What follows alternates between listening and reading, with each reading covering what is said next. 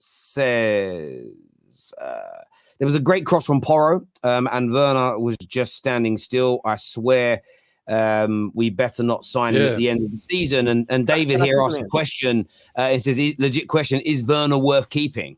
Terry, you can answer this. Yeah, go on, Dan. We have such a weak fan base. Oh man, you don't understand how infuriating it is. I go on Twitter, and because there's a video on Spurs TikTok account that they interview Son and they ask him what's his favorite show is, and he says something like cute. And now all the Tottenham fans want to keep him because he's so great PR. Bro, this guy cannot finish. We need wingers that can actually have an end product. If we actually signed it, I was clipping in the beginning when we actually signed him for the loan. I was saying that it wasn't a bad signing because nothing really happens. If it doesn't work out, we could just send him back to Germany, and it will be another player added to our attack that we desperately need. But if we actually permanently sign him, I'm gonna be so mad. The guy can't score. Every time he's in the right position, the ball comes over to him and he stands on the same. No. But if you look at the 2 goals that he scored, one of them, I don't know, 2 goals of, but like the only thing he can do is go on the wing and cross it in. When he can't even, most of the time he's not even in the right position. There's so many times when Brennan Johnson goes down the line and crosses the ball. Timo Werner's just there staring at the ball going over him. It happened like 3 times. He's literally been the best winger the second half of the season for us. Dan. And that's bad. No, I'm not saying we should keep him. That's how bad it is. No. Please don't say Spurs have a weak. Dan. Please don't say Spurs have a weak fan base. I took it off you the other day telling me I've got lower standards than you.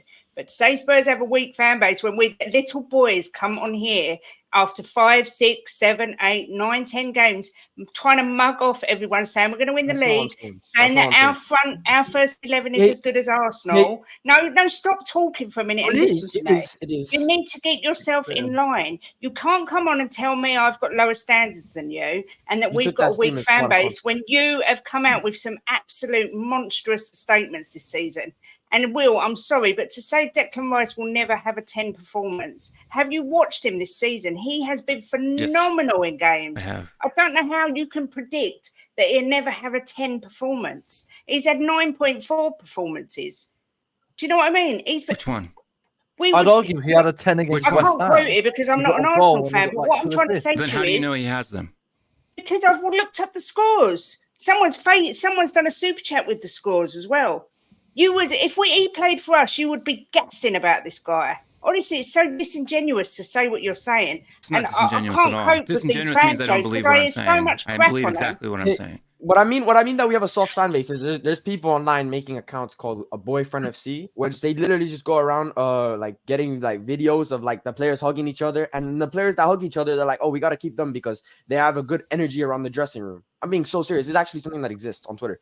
No other fan base. I don't hear this from no other fan base that because they love each other and they hug each other and they're like good friends in the training room, we should keep them around when the guy can never be in the right position. I've got some life advice for you. Ignore stuff like that. It is really unimportant.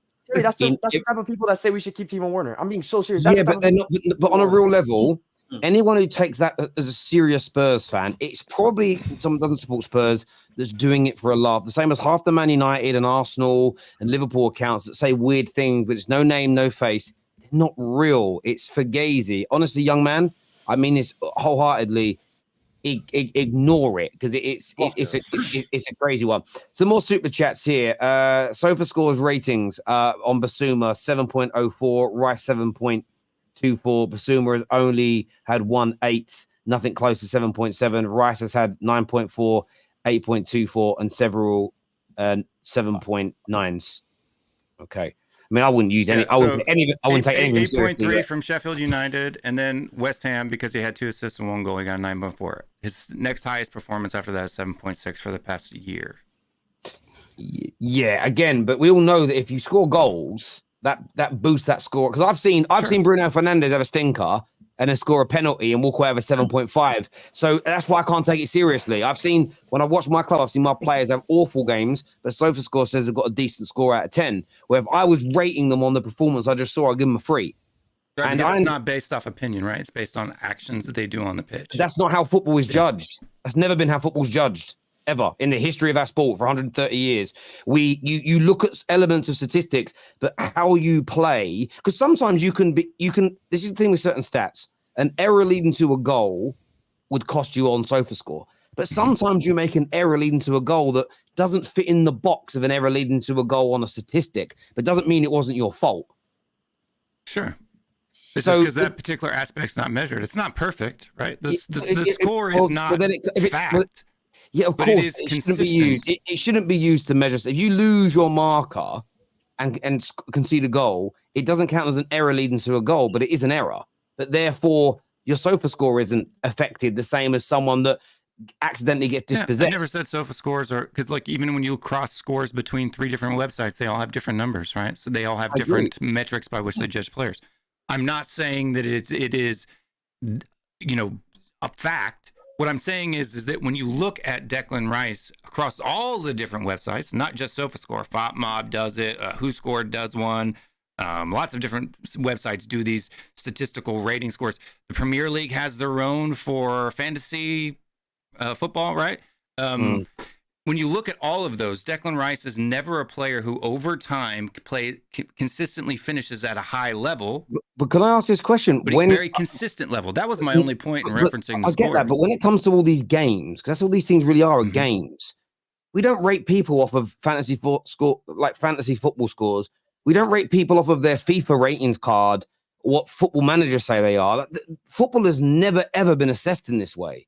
I can't rate them how? Like if you're using it to look at a consistency over time, that's how you can measure a consistency. That's what my point was based off. I wasn't using SofaScore to say that Declan Rice is 7, right? What I'm saying is that if you look at his SOFA scores over time, you can see the consistency of his performances, right? There's not a huge, whereas Bissouma's SOFA score can be as low as 5 and as high as 9, right? Like so I'm saying his is a up and down, whereas Declan Rice's, what I was saying was actually a compliment. It wasn't a dig at Declan Rice at all. What I'm saying is he's a very consistent, plays well, right? He may not be the most fantastic, eye-bursting guy on the ball or technical player that you want to watch, right? Like he's not a Ronaldinho or a one time a classical player like that. But what I'm saying is he's consistently good all the time, but he's never you never watch his performance and you're like, man, did you see him beat 5 guys on the dribble and put one in front? But that's not his job. Exactly. So that's my point. That's Bissouma. That doesn't mean you're not putting a 10 out of 10 performance, because I have never seen Alisson, the Liverpool goalkeeper, twine loads of players up and score. Well, I've seen him score a goal once, but I haven't seen him dribble down the wings and do Bergkamp and Zidane skills. Doesn't mean he hasn't put 10 out of 10 performances in as a goalkeeper. Declan Rice should be judged based on what he does as a holding midfield player, not that other midfield players like KDB will do some madnesses. That isn't how football is judged. You judge people based on their skill set and the position and role they have. It's holding midfielders versus holding midfielders. They're not judging a goalkeeper against a striker. But it is. But those when it comes to the scores online, there's no way they're doing that. A lot of it is doing that. Goalkeepers get 8s based on goalkeeper statistics. Goalkeepers will be different. There's no doubt. Strikers but the other players, midfielders, defenders, all get different ratings. Where I think that's nonsense is that you'll have a striker that's had a bad game, but he scores a couple of goals and he gets a much higher score than a midfielder that's dictated the play all game. And we all watch it and go, he had a great game and he's got a 6.9, and a striker that was average gets a 8.5. But look, we'll move on from that. We've got a lot of super chats to get through here. This one is from Danny. I DM'd you, Danny. Check your DMs. He says fans need to stop this about Richarlison. He's awful. I don't feel like digging into him at the minute with what he's been going through. I'm going to leave him alone. The problem with Spurs players is they believe to be better than they actually are. I can't read that. Polydisc grandeurs. It's like having delusions of grandeur. There we go. It makes a lot of sense. And I blame it on the fans. Well, Daniel, you did say a minute ago your starting 11 is as good as Arsenal starting 11, right? Stick by that. If you do combine 11, more players from our team get in. And Alan, everybody can put their hands on their face. It's true. We already went through this. We had almost 2 more players than them in our starting 11 when we did the starting 11. No, your starting 11, not the rest. What would you say for my starting 11? I need to hear this. I wasn't privy to this. Please tell me the starting 11 combined. Vicario on goal. Okay, I'll give you that. Horo right back. Who? Horo. Come on, let's not say right back. But let's be real. I say Poro Mason. Go. I'd say I would pick off of right now and off of like recently, I would say Van de Ven and Saliba. No. Can we agree on that? No. No. So we're gonna say. I personally think Gabriel's had a better season Gabriel's this been season the best than defender Saliba this has. season, in my opinion. If But I I'm think being I- honest, Gabriel's wait, better No, than because Saliba. for me, listen to my be line of honest. reasoning. no, The- yeah, go for it. Go on, go on, don't worry. No. Basically, what I'm saying about this season, if we're going based on this season, I think Gabriel's had a better season over Saliba. But I'm being honest, Van de Ven's been too injured to be involved. As good as he is when he's playing, he's been far too injured, missed too much game. And then Romero and Saliba, I'd say you could look at it both ways and say, Romero. like, you go. Yeah, I know Romero. we'll say that. If you're going based on what you go with stats, eye test, or however you perceive a game, I would at the moment go for Saliba. I think one of our players gets I'm going to throw a stat out to you. Why would you not pick the Arsenal defense when they've conceded 20 less goals than you this season? Because we play different systems. I'm saying player for player, and a lot of the time, as we went through last show, there's been times where a lot of our starting defenders have been absent. There's been a lot of times that's happened. Arsenal this season have been very consistent where they've had a lot of their defenders available. So you think if yours would have been fit all year, you'd have conceded only 24 goals? Or a lot less. Not going to say a specific number, but a lot less. I think we conceded a lot less goals. After that Chelsea game, we lost a lot of defenders, and we conceded a lot of goals after like those. There was a 5-game running where we conceded 2 or more goals. Remember though, you lost a lot of but you lost defenders because they got themselves sent off in the game. Here's the thing. Here's the thing against their name, isn't it? If you lose a player for 3 games because he gets sent off, you can't.